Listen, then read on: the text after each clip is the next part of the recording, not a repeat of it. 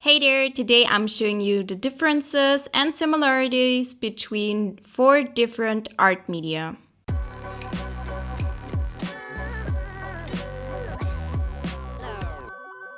So at first I'm putting down some washi tape and sketching out the little landscapes that I want to do in each of these squares, or are those squares rectangles?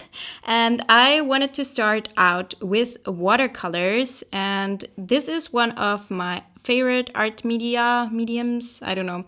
And I wanted to do a wet on wet technique here. So that means that I did not let the paint fully dry until I used the next paint. You can see it here, and I really messily applied everything because that's just the way that I use watercolors, and I think that's the greatest strength that watercolors have, that it looks kind of messy, has this watercolor look to it, and you can see where the sun is, that it's super messy, especially when you see it later compared to the other pieces.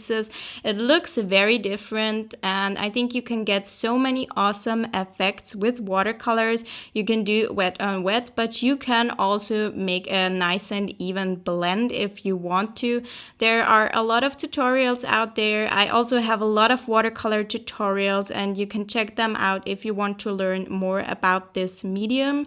And I just started off with this little landscape, and I just decided where to put which colors, and I wanted to include all the different colors so you can really see a difference here.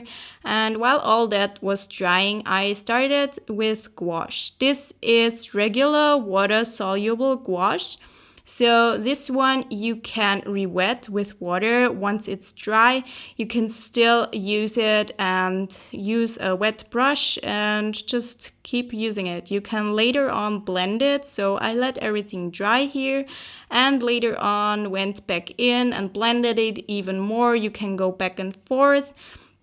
And you can also put this medium into a palette like I've done here and just re-wet the colors. So you don't have to worry about putting too much on your palette because you can always use it later on again. It will dry, but you can still use it with a little water and reactivate it. And if you want to find out more about gouache, I have a Skillshare course that's a beginner's guide where I tell you everything I know about water-soluble gouache, and my Skillshare courses are always linked in the description box, so you can check that out and find out more about this medium and how to blend it, how to get the consistency right. And it's all just a matter of practice, but I think the biggest advantage of this medium is that you can blend it really nicely and reactivate it. But it is also a disadvantage in other areas because if you want to do a layered style, you really have to think about trying not to re-wet the layer that you had done before. So with some of my tutorials, people have had the difficulty that the previous layers re-wet, so it's hard to layer on top of each other and just get a smooth next layer.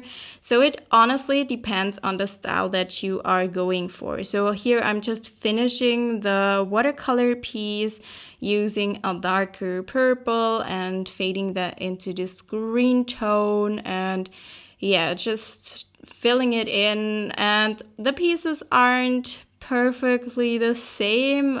Some things look a little bit different, obviously due to the medium, but also because I'm human and not a printer and couldn't replicate the exact same picture.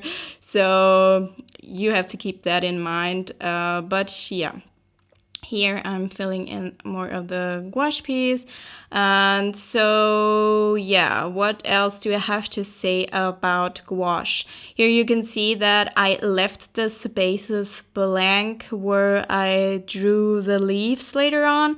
With gouache, because it is an opaque medium, you could go over the other colors, but like I said, it could re-wet the previous layer if you use regular water-soluble soluble gouache. So it is a really good idea to do it like I did it here and just leave out the spaces and color them in later. And you can go a little bit over the lines. This doesn't really matter. But if you do bold shapes on top of each other, you have to keep in mind that you might re-wet the previous layer, like I said before. So here I'm doing the same mountain, doing the dark purple, blending that into a green tone, and it's a little bit of a different tone here because I just couldn't manage to mix the beautiful sap green that I have with my watercolors. I don't think that I have a sap green with gouache, and I really love sap green. And so, yeah, I was having a hard time mixing the same colors with different media, but it was a really fun experience to try and do that. But painting the same piece over and over again got a little bit repetitive, not gonna lie. So here you can see that this little, it was supposed to be a lake, but it looks more like a grassy bit, like it's just a field or something. This has different colors in all of the pieces, so bear with me, this is not perfect. And here I decided to add some little details, which you can really do with gouache and with watercolors. I think that those media are nice to control when doing thin lines like that, and that's a thing that I really love about gouache. I think that it's very easy to control when it comes to thin lines and details. And also with the watercolors, I didn't have any issues whatsoever. But with acrylic paint, that's a different issue, and we will get to that once I'm starting with the acrylic paint piece, or not when I'm starting with it, rather when I'm finishing it off. So here you can see adding in more little lines, and here are the acrylic paints. I was using Stettler acrylic paints, and they sent me those. So this is a PR sample. I got this for free. They don't pay me anything to use those products though, so I'm gonna be completely honest and say that I absolutely hate those paints, and it's probably not their fault because I absolutely hate acrylic paint, and it's probably not their fault. And I think that this is student grade quality, so it's not supposed to be artist grade, and I'm pretty sure that there is acrylic paint out there that has really nice quality, and I just haven't tried it yet, so I haven't really warmed up to the medium, but it's really hard to use. You can see it here compared to the gouache on the right side. It's just so much rougher. It's so much harder to blend for me. And maybe that's just a personal preference, but I just find acrylic paint so hard to use, and especially with details, thin lines, it's just so hard also to blend. I love acrylic paint for crafts, for the mural that I painted on my wall, for example, or for bigger pieces. Acrylic paint is great for that, but in my sketchbook, I would probably never willingly use acrylic paint. You really have to force me to do that, and I have to create a video like that in order to really use it. Here I was trying to blend it out nicely, and I didn't get that color here on those branches right. It's a little bit darker, but it's okay. But it is a very opaque medium, so it covered everything nicely, and you do not re-wet the previous layers, so I could be messier with the previous layers and then just fix everything with the layers. But you can already slightly see that acrylic paint is glossy, whereas gouache is very matte, and I really love the matte look, and I really don't like the glossiness of the acrylic paints. But I have to say that acrylic paints usually stay on the paper as they are, whereas gouache sometimes transfers to the other page. So especially if you work in a sketchbook like that, you might have the problem that your gouache transfers to the page a little bit. I don't think that this has been a huge issue for me so far, but other people told me that it has been a huge issue for them.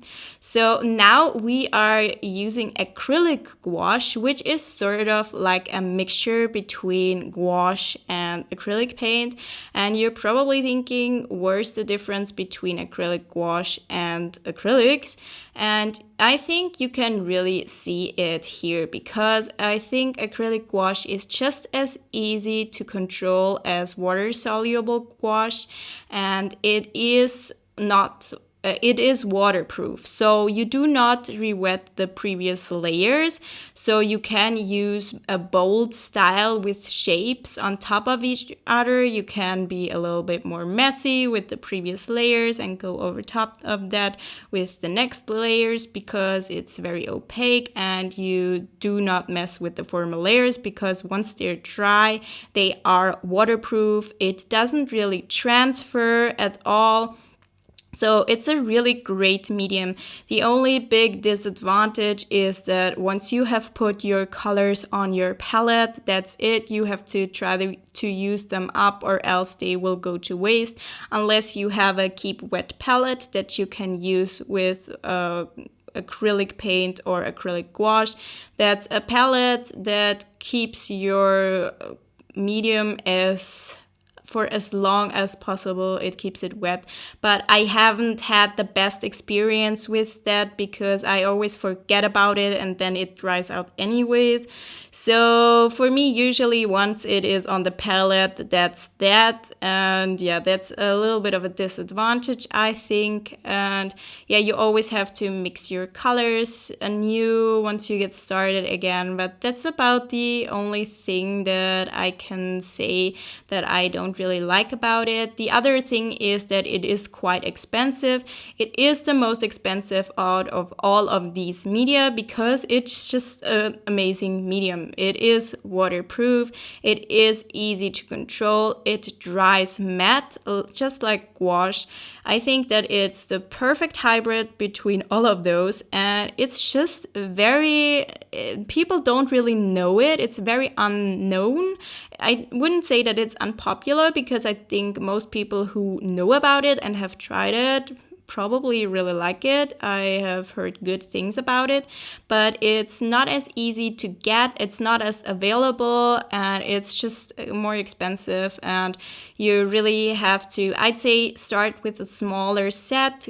Get yourself the easy starter set from Holbein, or get yourself the Turner set that I'm using here. I've made great experiences with Turner. I really love it. I will link all the products that I used in this video in the description box, and maybe also in a pinned comment if I don't forget about that. And here you can see me removing the tape, and here you can see the comparison of all those media. If you have any questions about what I've mentioned in this video, I know that it has been a rather quick video, just let me know in the comments down below, or share your own experiences with those media, so we can all learn from each other.